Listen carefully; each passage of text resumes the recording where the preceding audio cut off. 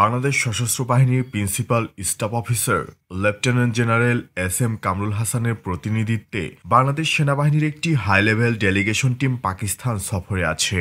উক্ত delegation team সফরকালে Pakistani সেনাপ্রধান general Syed Asim মুনির এবং chairman of the joint chief of staff কমিটির প্রধান জেনারেল শাহির শামশাদ মির্জার সাথে সাক্ষাৎ করেছেন। উক্ত সাক্ষাতে দুটি দেশের মধ্যকার সামরিক সম্পর্কের উন্নয়ন, আঞ্চলিক নিরাপত্তা, সামরিক সহযোগিতা বৃদ্ধির ওপর আলোচনা করেন। Principal staff officer lieutenant general Kamrul Hasan Pakistan সেনাবাহিনীর পেশাদারিত্ব ও কাউন্টার টেরোরিজমের ভূয়সী প্রশংসা করেন। দুই দেশের মাঝে mutual strategic interest, military cooperation, intelligence কোলাবরেটের মতো গুরুত্বপূর্ণ বিষয়াদি উঠে আসে উক্ত আলোচনায়। সামরিক শক্তিতে এগিয়ে যাওয়ার বিষয়ে দুই দেশের জেনারেলি ইতিবাচক প্রত্যয় ব্যক্ত করেছেন। আধিপত্যবাদীদের মোকাবেলায় পাকিস্তান, তুরস্ক, চীন, ইরান এবং ইউরোপের বিভিন্ন দেশের সাথে বাংলাদেশ সামরিক সম্পর্ক স্থাপন করতে হবে।